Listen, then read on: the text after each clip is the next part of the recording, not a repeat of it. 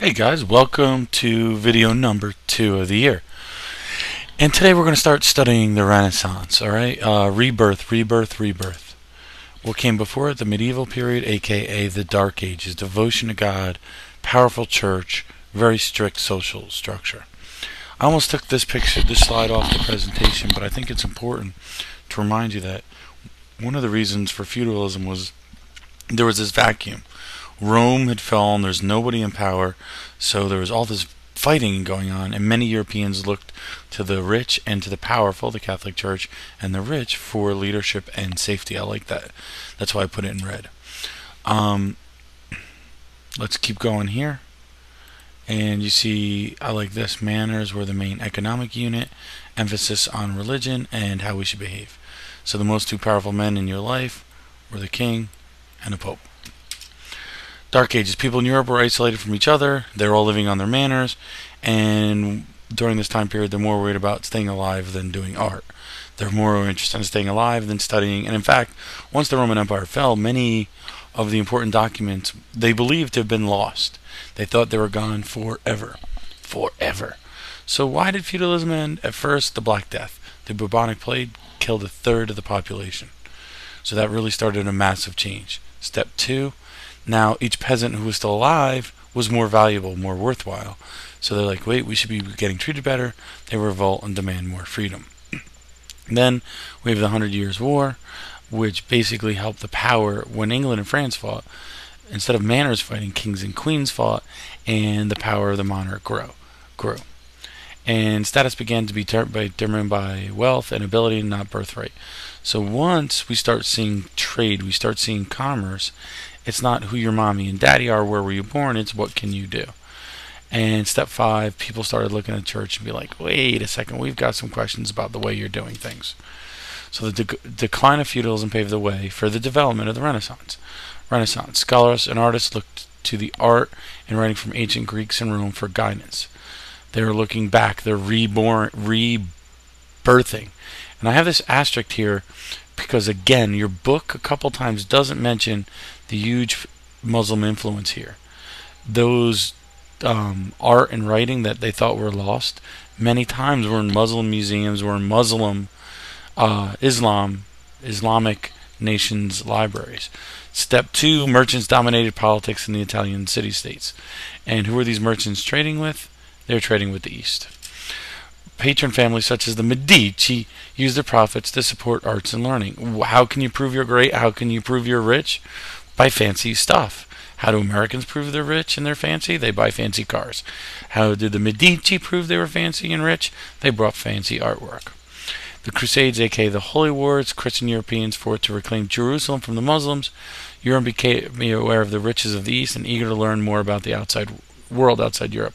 In fact, many times when the Crusaders went through, what they brought back were those writings, those ideas that they long thought were dead.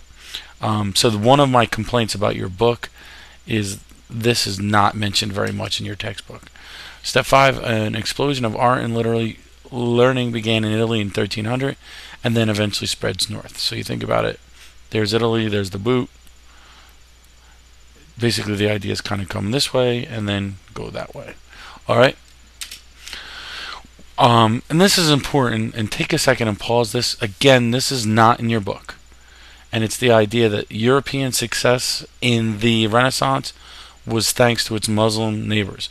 Islamic science, medicine, and astronomy and botany, as well as the preservation of classical texts, were the foundations of the era's intellectual revival. That is super important. Well, that's blank. What was the Renaissance? It was a rebirth in Italy, started in Italian cities, and it was secular. It was not about the church. It was about people. It was about money. It was about, again, getting rich. Italy had 3 advantages: thriving cities that were trading, so they had a wealthy merchant class, and they had a classical heritage, a connection to Greece and Rome. Also, they had more contact with the Muslim Islamic world. All right, the Renaissance was a time of renewal. We talked about that. We talked a little bit about how the Crusades helped increase demand for Middle East products, encourage the use of credit and banking. And again, the key thing is some of these places had the documents that they thought were lost. Where did it take place? You've got 1, 2, 3, 4 cities. Alright? Let's pretend they're the home of the 4 Teenage Mutant Ninja Turtles. And here you can see the advantages they had. Alright? Political ideas of the Renaissance were brought to us by Niccolo Machiavelli. He wrote The Prince. He believed basically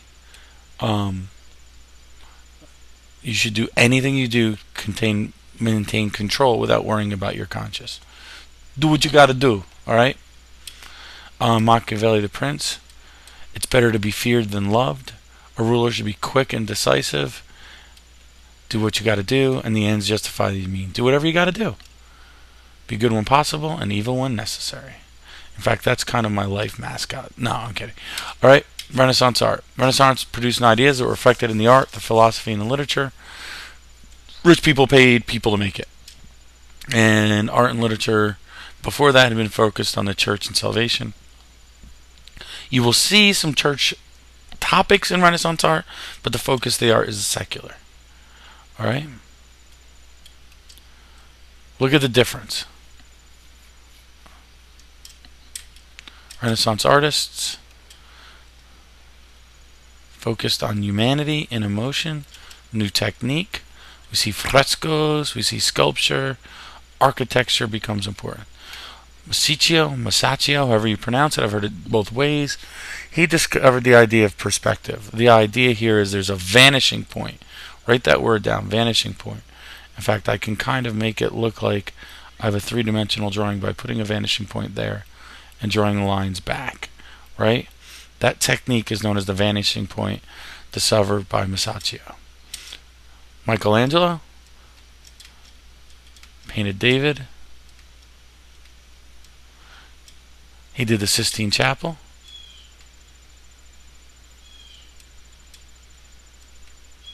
Creation of Eve, creation of Adam, separation of light and darkness, and then the Last Judgment. He did marble sculpture as well. Look at how real, how lifelike that is. Again, the Renaissance, the focus of the power of the people, the art's going to represent that. Moses, this is his painting of, or sculpture of Moses. Look at how accurate those eyes are. Next is Leonardo da Vinci. He's a painter, sculptor, architect. He's a genius. Alright? He did the Mona Lisa. Is she smiling? Is she frowning? Look at the light. Look at the structure. He did the Last Supper. Again, if you look, almost every head is kind of, and all of the lines lead to a vanishing point, which is focused right there. He did his notebooks. Look at how brilliantly he understood the human body. He developed weapons way before, or ideas for weapons before technology could catch up with it. Next we've got Raphael. Again, you can see clearly the vanishing point to make that art look 3D. And notice again, what's the topic? Athens. Greek history is the focus of that art. Pythagoras, Socrates, I'm kidding. Of course, my phone's going to ring. Plato and Aristotle. I need help, guys. Which one of these t-shirts should I buy? I want it to work in one goofy picture in the system. Also, you have Euclid, Raphael, Zoroaster, and Ptolemy, who are all science, so his focus was there. I want to take a second. One of the great kind of legacies of the art is when it travels north. Here you can see a painting by Jan van Eyck. And I just want to show you this. This is part of the Northern Renaissance. And you can see how the art becomes more realistic, more technical. And if you look very back here, you can see a mirror. Well, if you get close enough to look at the mirror, it's a full reflection of what was going on in front of it. So this gives you a high point of the color, this the technical ability and the 3D kind of sense that they're able to accomplish in the Renaissance art. You've got Donatello, and then this leads to humanism. Again, the idea that the individual is important. They get this from Greek and culture, and again, the rich people pay for it. Petrarch was a famous writer who had a really weird taste in hats. And a key thing to notice here and on the next slide is the Renaissance writers wrote in their vernacular. They wanted the people who lived during their time to understand them, not in fancy, uppity English. Alright? And they use self-expression to portray the individuality of every subject. Also, we've got Petrarch, a humanist. Allegedly, a woman named Laura was his muse who inspired him to write. And Boccaccio wrote the Decameron, which is a series of stories which were very popular. To this day, they impact literature. We see some women artists as well. And we see, again, Machiavelli. And another female writer we should mention, Vittoria Colonna. Her poems extend personal emotion. So guys, that is the first set of slideshows on the Renaissance. We will do more later, and the silly picture of the day is obviously those t-shirts. Have a good day. Bye now.